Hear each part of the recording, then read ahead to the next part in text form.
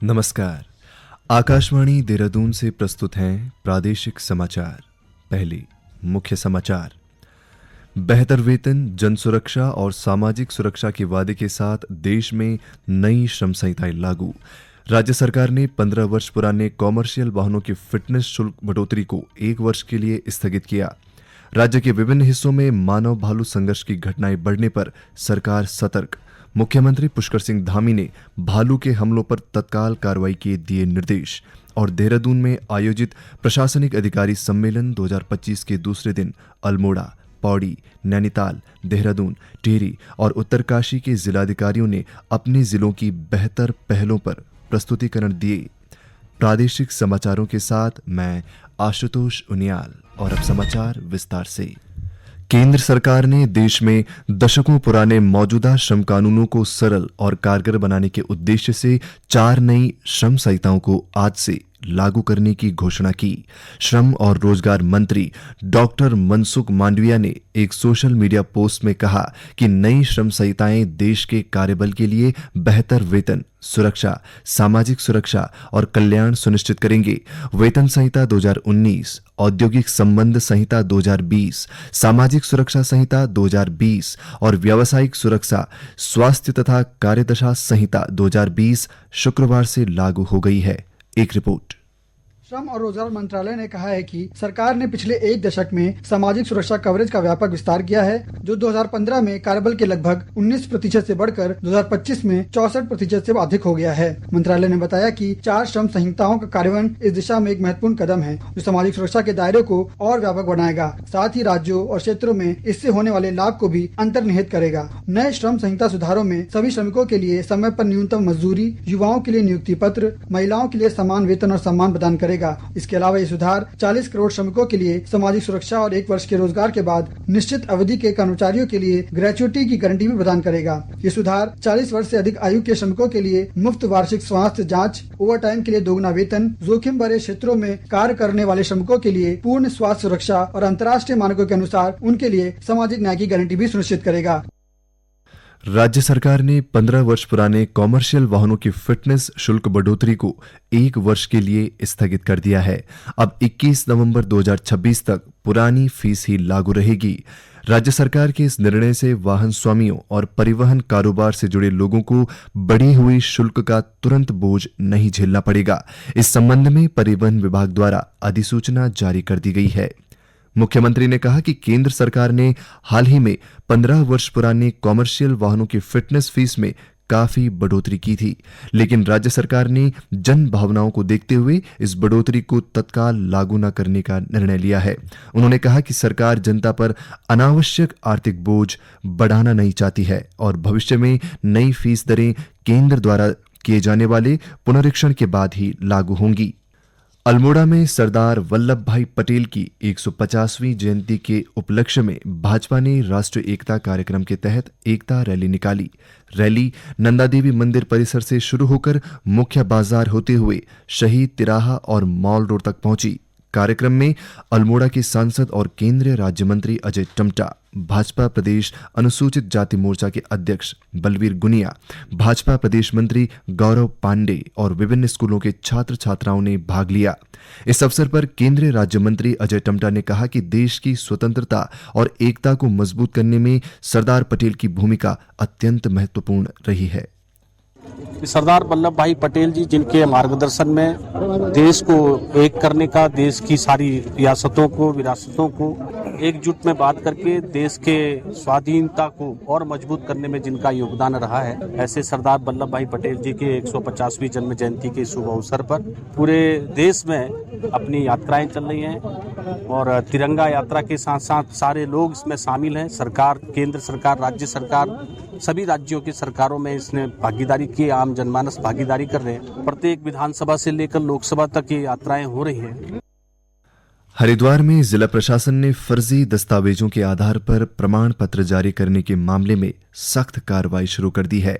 प्रशासन ने सीएससी सेंटरों की निगरानी तेज कर दी है और इसी क्रम में एक संचालक के खिलाफ प्राथमिकी दर्ज कराने की संस्तुति की गई है।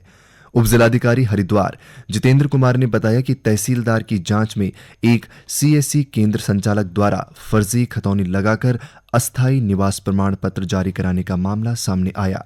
जांच में पाया गया कि ऑनलाइन आवेदन के साथ अपलोड की गई खतौनी वास्तविक अभिलेखों से मेल नहीं खाती थी। उप जिलाधिकारी ने बताया कि जिलाधिकारी के निर्देश पर पिछले 5 वर्षों में जारी प्रमाण पत्रों की जांच की जा रही है। साथ ही वर्तमान में जारी हो रहे सभी प्रमाण पत्रों की भी गहन जांच होगी। फर्जी दस्तावेजों के आधार पर प्रमाण पत्र जारी करने वाले किसी भी सीएससी संचालक के खिलाफ कड़ी कार्रवाई की जाएगी। ये समाचार आकाशवाणी के देहरादून केंद्र से प्रसारित किए जा रहे हैं। ताज़ा समाचार के लिए आप हमारे सोशल मीडिया एक्स व Facebook page Akashvani news Uttarakhand को फॉलो कर सकते हैं। साथ ही ये समाचार हमारे YouTube channel Akashvani news Uttarakhand पर भी उपलब्ध हैं।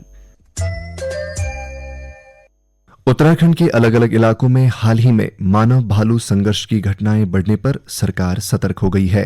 मुख्यमंत्री पुष्कर सिंह धामी ने भालू के हमलों पर तत्काल कार्रवाई के निर्देश दिए हैं, जिसके बाद वन मंत्री सुबोध उनियाल ने वन विभाग के वरिष्ठ अधिकारियों के साथ स्थिति पर विस्तृत चर्चा की। वन मंत्री ने कहा कि जनता की सुरक्षा सरकार की सर्वोच्च प्राथमिकता है और किसी भी स्तर पर लापरवाही बर्दाश्त नहीं की जाएगी। एक रिपोर्ट। मानव भालू और मानव गुलदार संघर्ष से जुड़े हालिया मामलों पर गंभीरता दिखाते हुए प्रमुख सचिव वन एवं पर्यावरण ने प्रभावित क्षेत्रों के सभी प्रभागीय वनाधिकारियों के साथ बैठक की। बैठक में मानव वन्यजीव संघर्ष के समाधान के लिए किए गए प्रयासों की जानकारी ली गई और इस समस्या का सर्वोच्च प्राथमिकता के साथ समाधान करने के निर्देश दिए गए।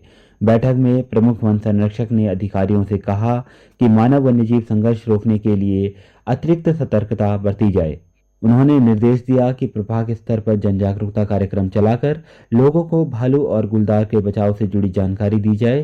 साथ ही संवेदनशील क्षेत्रों में गश्त बढ़ाने और कैमरा ट्रैप, ड्रोन आदि उपकरणों का अधिक उपयोग करने को कहा गया ताकि वन्यजीवों की आवाजाही पर नजर रखी जा सके।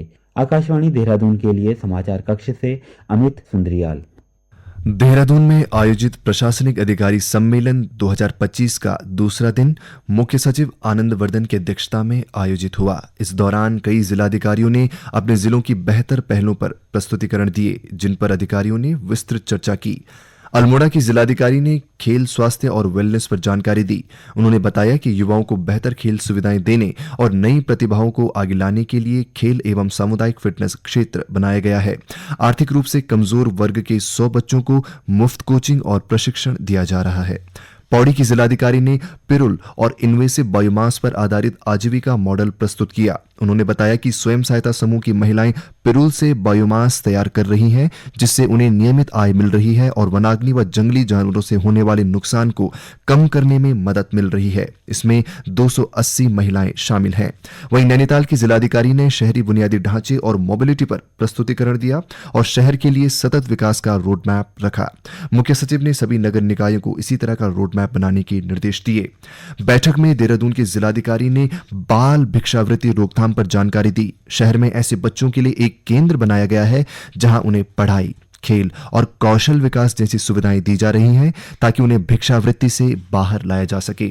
नगर आयुक्त ने भी शहरों की समस्याओं के समाधान के लिए तैयार किए गए मॉडल का प्रस्तुतिकरण दिया। टिहरी गढ़वाल की जिलाधिकारी ने युवाओं के लिए स्वरोजगार और कौशल विकास पर किए जा रहे कामों की जानकारी दी। उन्होंने capsule course, mobility support, career hub और फ्लेक्सिबल स्किलिंग पाथवे का प्रस्ताव प्रस्तुत किया। वहीं उत्तरकाशी के जिलाधिकारी ने धराली आपदा में हुई क्षति और भविष्य में रोकथाम के प्रयासों पर प्रस्तुतिकरण दिया। साथ ही पारिस्थितिकी और आजीविका पर आधारित प्रोजेक्ट की जानकारी दी, जिसकी सराहना की गई।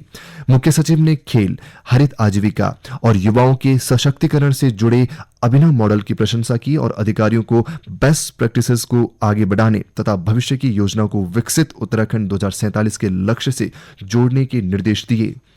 अब एक नजर आज की समाचार पत्रों की सुर्खियों पर। देश में नई श्रम संहिताएं लागू करने की खबर आज सभी समाचार पत्रों की सुर्खियों में है। हिंदुस्तान समाचार पत्र लिखता है, न्यूनतम वेतन की गारंटी लागू, केंद्र सरकार ने नए श्रम कानून अधिसूचित किए, 40 करोड़ कर्मचारियों को लाभ। इसी खबर पर दैनिक जागरण समाचार पत्र की सुर्खी है, महिलाओं को पुरुषों के बराबर वेतन, फिक्स टर्म कर्मियों को एक वर्ष नौकरी के बाद ग्रेच्युटी।